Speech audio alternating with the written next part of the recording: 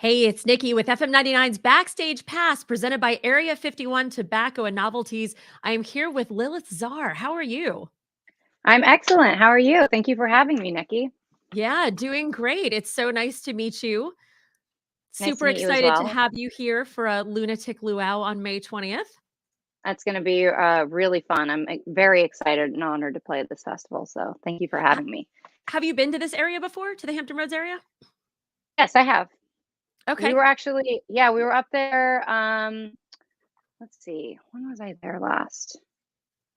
Well, I was there. It would take me a minute to find, but That's yes. fine. Yeah. Yeah. Excellent. Well, we're happy to have you back then. Yeah. So, you started as a songwriter at 14 years old. You got your first record deal at 15, which all of this blows me away because I'm fairly certain like I was still like riding bikes and just getting into trouble at that age. Yeah. So, um like how do you handle something like that at that age?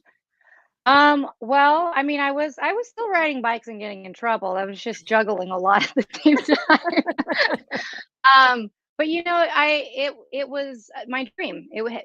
To be a songwriter and a performer and a touring musician had been my dream since I can remember. Since the Yeah. first time I heard Rumors, the first time I heard, you know, the Beatles, Rolling Stones, Janis, whatever. It was just like I knew that that was what I wanted to do.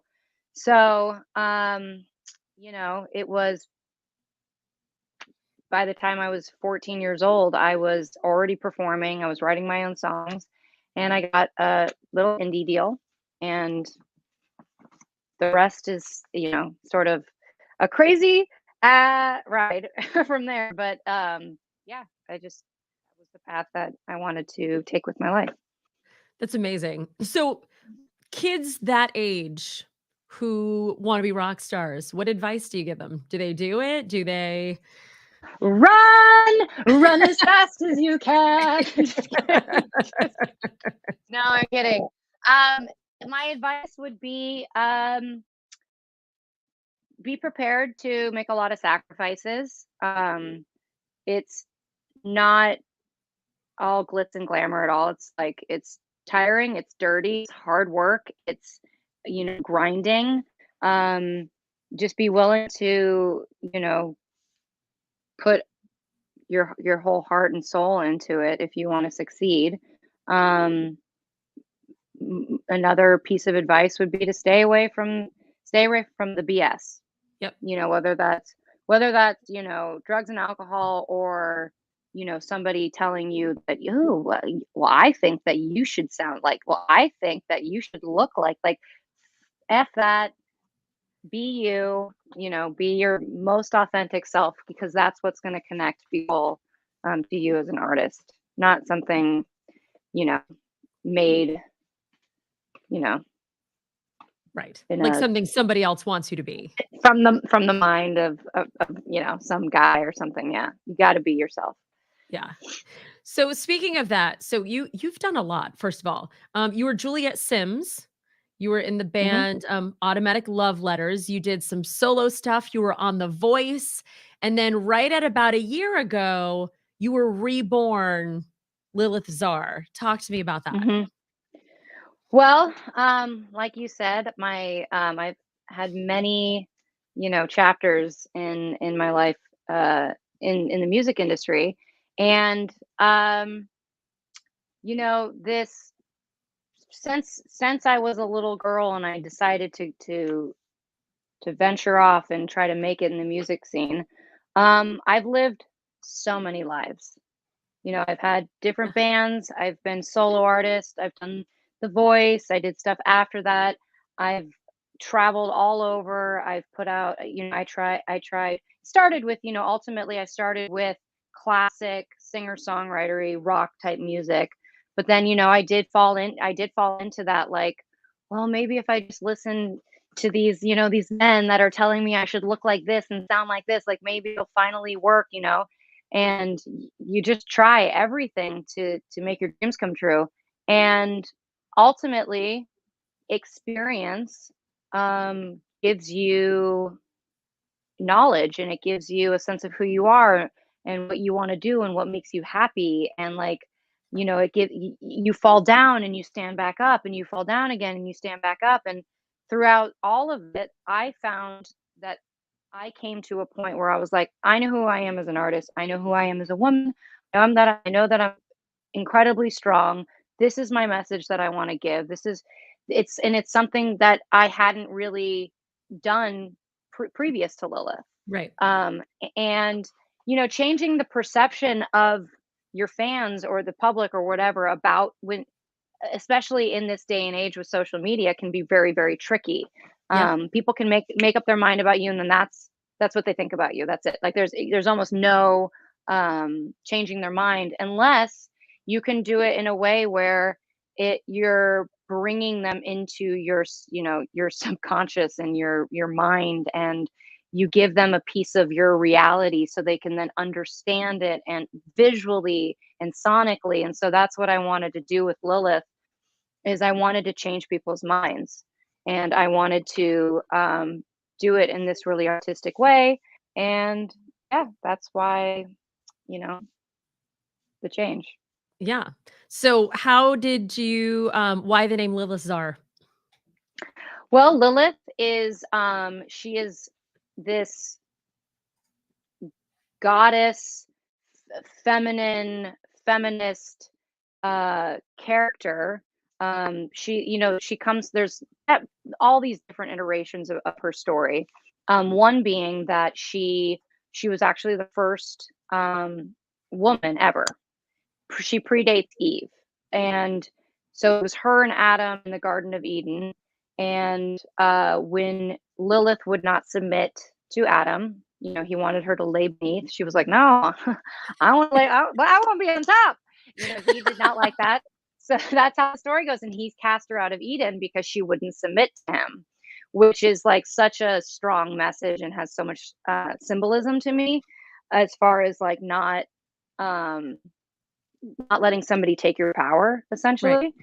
And she was sent out of Eden and basically sent to hell. And then she was like a phoenix that rose from the ashes. And there's some other uh, you know stories of her being uh there's this poem in like old Sumerian, in this like it's called cuneiform, which is like a form of hieroglyphic.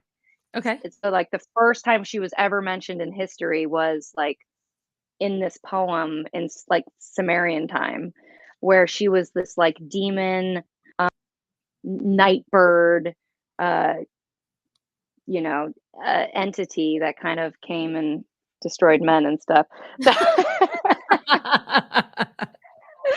uh, and yeah, I just think that she's this symbolism for you know just being strong and voicing your opinion and not letting um, anybody, change you. Right. When did you know it Yeah. was time to make this change? When I had a minute to breathe in 2020, and we Yeah. were all stuck at home, and for me, it was like really like being home that long and not having really anything to do made me really take a look at like an artist, what it was that I was communicating now, what I really wanted to do. And I was just like, "Fuck it, let's do it." Oh, sorry. Sorry. That's You're fine. okay. So yeah, it was 2020 that I knew that I was coming to that point. Like I knew for like the last few years that I was coming to a point where I was like, I really want to make a big change. But it was 2020 that I was like, all right, I'm gonna capitalize on this time. Yeah. What was your, like, creative process of transforming from Juliet Sims to Lilith Czar?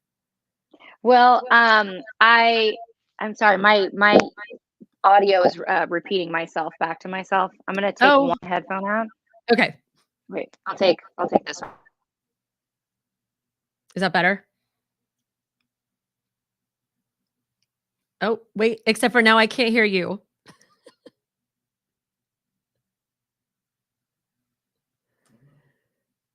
Uh, We cannot hear you. Yay, technology. No. Pop out of the room and come back in. Hold on. Hold on.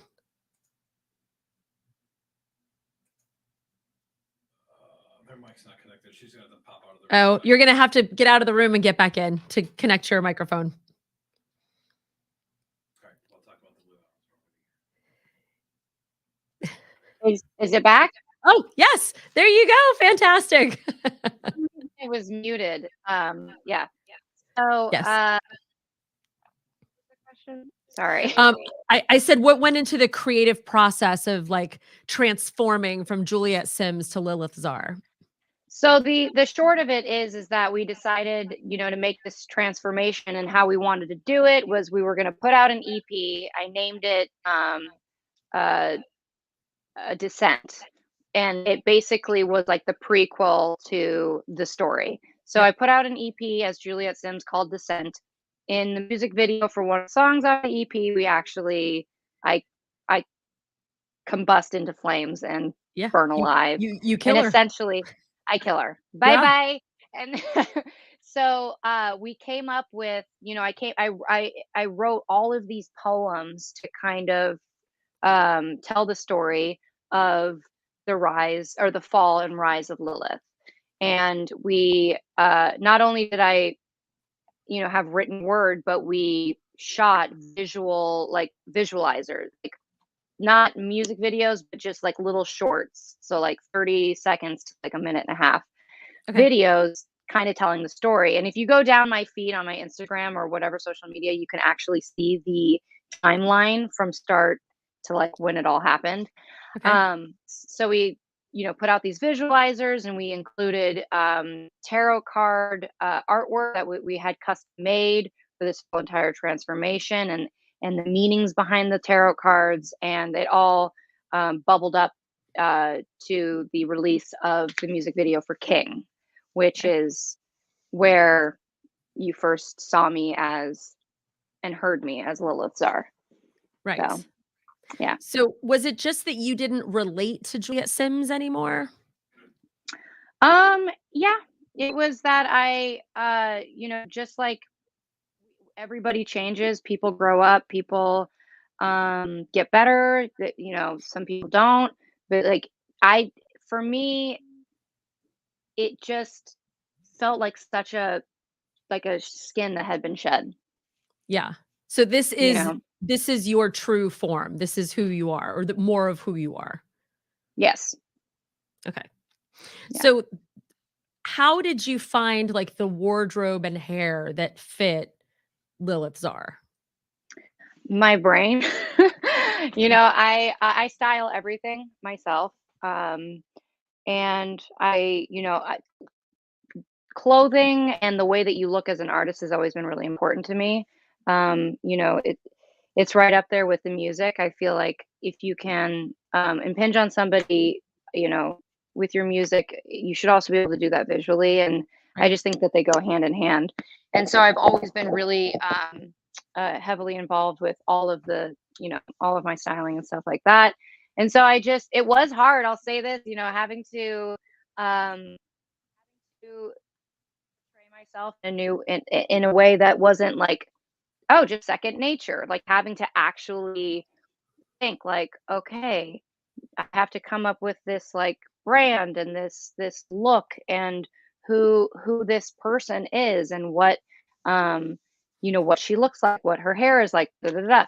So Pinterest helped a lot with that. I have many Lilith Czar Pinterest boards, but work with my team of people that I have, and it all came to be. I love everything about that Pinterest. I can see it, the board, the Lilith Czar board. There's so many too. It's kind of ridiculous, but Pinterest is awesome, man. It is actually. So you released an album last April called Filth and Dust. Does this album fit you best? Yeah, well, the name of the record is Created from Filth and Dust, and it was the perfect title to what I felt the record had like derived from. Yep. You know, when I started writing this record, I was kind of coming out of a shitty, like not so great time in my life, but I had come out of it. And it was like right at the beginning stages of like, you know, getting through this dark time in my life, and now being able to look back and and see it for what it was and kind of reflect on it and write about it. Yeah. Which I what like when you're in it like that, when you're going through something, you know, pretty pretty hard, it can be hard to step outside of it and Yeah. actually see what's going on. And so being able to have that perspective for the first time, um, you know, and write about it and all of that, it just kind of felt like just the most appropriate title for the record. Yeah. You literally became the Phoenix. I mean, you did. That's what it Yeah, sounds like, you know, just based yeah, on everything you've said so far. I mean, that's yeah. Well, Harry Potter is my favorite movie, so if I can if I can just, you know, portray one of my favorite, you know, uh, childhood, characters in a book, I feel like I'm doing my job. yes. No, I love that. Yeah, We've got yeah. a Facebook comment from Barbara. The change Mhm. gave me my inspiration to start over again and take back my life. So, Oh, um, oh my it- god. That's why. This is why I did it. yes, Oh, yeah. that makes me so happy. Hell yeah, Barbara. You're amazing. The song "Feed My Chaos." Is it a Mhm. personal song to you? Oh, absolutely. Feed My Chaos is it's basically like, you know, this it's being unafraid to be both sides of the spectrum. Yep. Ugly and beautiful, you know, good and bad. Uh you're not people are not just one note. People are not just one thing. They Right. are so many things. You're not like you can't just blanket black and white. This is what you are a person is, and then that's what they are. It's just, you know, it's not the way that it works. Everybody is complex and deep and complicated, and we have so much, you know, so much about us that other people don't know. And for a while, you know, in the public, again, it's people make up their minds about you, and to be able to be like, you know what, I am a bitch, but I have the biggest heart in the world. You know, Right. to really own own your stuff, you know, Yeah.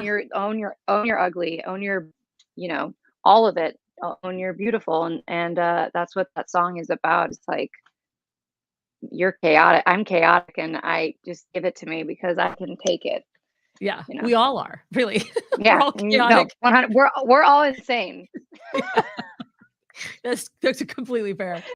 Yeah. Um, you covered "Edge of 17" by Stevie Nicks on the album. I Mhm. know you're a Stevie Nicks fan. How much influence kinda did she have on you? Oh God, are you kidding me? I thought as a little girl, I thought that I could actually be her. Like I was so enamored with her that I believed that I would make her like so crazy. But you're a little girl, you don't understand. You don't get to eat her, you don't like take her face off.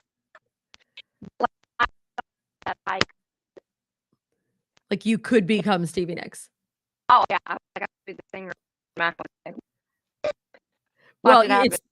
the song is amazing. You know, we listened to it, and I mean, you definitely I hear it. I can definitely hear it. You were Thank you channeling her, I think. very much. Well, we tried, you know, we that vocal was one I just think I'm started. losing your audio a little bit. Oh my gosh, really close. I'm gonna get right up on the speaker. Yeah, if it's not saying I can get How is it? It's better right now. Okay, good. So yeah, the way that we re-recorded that vocal is that we just start to finish, one take, and that's the way that she did it in on Rumors. Or sorry, Okay. not Rumors. That's the way that she did it on her record, her solo record, and that's I wanted to pay my respects that way, so to Yeah, speak. that's amazing. No, I love Yeah. that. So you mentioned you did that in one take. There was another song on the album you did in one take as well, wasn't there? Yes, that would be Diamonds to Dust. Okay.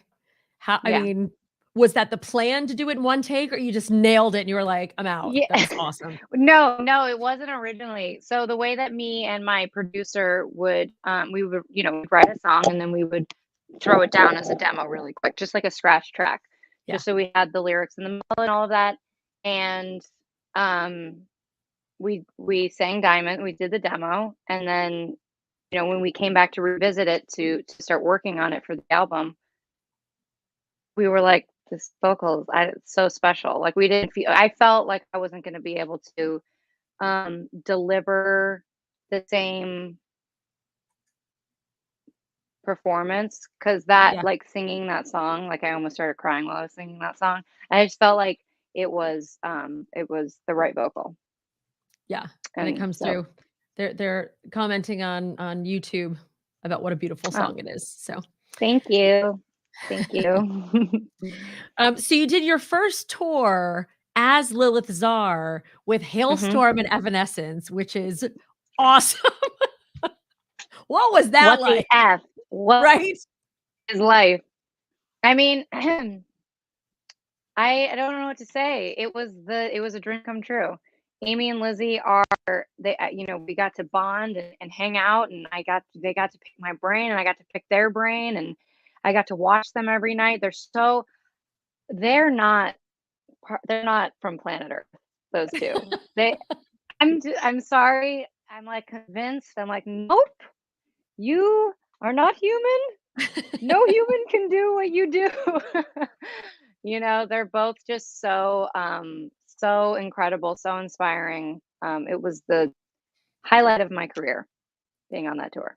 Yeah, that's amazing. Yeah. I mean, Yeah. where do you go from there? That was amazing. I know. I'm like, well, I'm done. Yeah, yeah. Peace Great out. career, I'm out. I did it. Did they have any good Yeah. advice for you? Oh, so much. One of the things that I loved that Lizzie turned me on to are these things called singing straws, which are like, I wish I had them in here. They're just think of like little cocktail straws, Okay. like those metal cocktail straws. They're okay. So basically, like, here, I'll take my e-cig. When you, as a singer, you have to warm up before you go on stage and all of that, and they're excellent for warming up because when you do scales, like it like it blows out the right amount of air that you're supposed to blow out as you sing. It's all very geeky, but No, I love that though. but yeah, she turned me on to these singing straws, and they've completely changed my warming up, and like it does not it's impossible to have your voice get tired using these warm up straws. So that was awesome. Another thing that like Amy, because I was just like, dude, how do you not lose? Like, how do you sing for almost 2 hours every night? The way that you sing, Yeah. as if I sing for an hour, I'm like, bye. I'll see you in 2 weeks. I need to go. Yeah. Like, it's like, I'm gonna go how drink do you tea. make? Yeah, I'm gonna go on vocal rest and go to bed for 10 hours. Like, how do you do it every night? And she gave me really good advice. She was like, you gotta just not. You gotta trust that your front of house guy and your microphone are gonna carry you. You don't need to, because I'm loud as okay. I am Italian. I am I just don't like all the time we'll be in public and my husband will be like, shh. Yeah. Like I just talk loud I and I get need that to too. like, I'm right here. I'm like, yeah, I okay. know. I know. I'm not going deaf. I'm just loud. So I need to work on that. But she was like, Amy was like, you need to trust that the house and the equipment and the microphone are going to carry your voice and you don't need to feel like you need to, you know, throw up your vocal cords essentially Right. on stage. And so like I was like, interesting. So I watched her after she gave me that advice. I was watching her sing and I was like, she's doing it. She's like really takes her time on stage. Really, I mean, she's so classically trained. Her Yeah. like she if Amy wanted to do opera, she could. Like she's Yeah. that kind of a singer.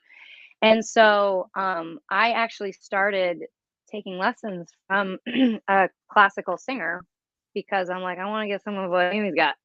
I Yeah. want to get some of that. So between watching Amy and her advice and all of that, and taking my classical singing lessons, I totally get what she's talking about now. That's amazing. Really cool. Yeah, That is extremely yeah, cool. yeah. It is. I mean, at first, I lose my voice a lot. It's something I've always struggled with.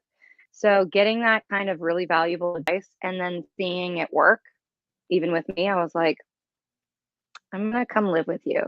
Yeah. Okay. Like, it's not gonna be weird. We're just gonna be best friends and we're gonna live Yeah, together and it's gonna be great. it's fine. It's fine. You're gonna love me.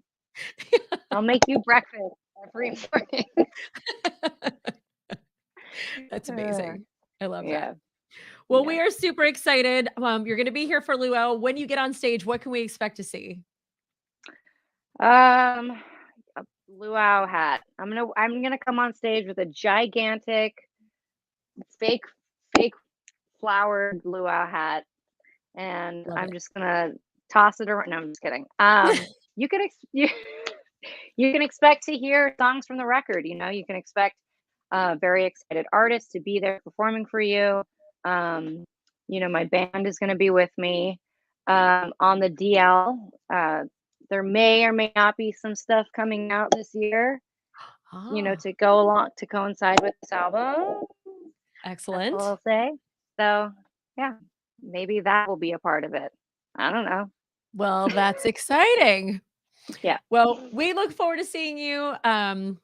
May 20th, Friday, May 20th is the date. I look forward to meeting you in person at Yep. Luau.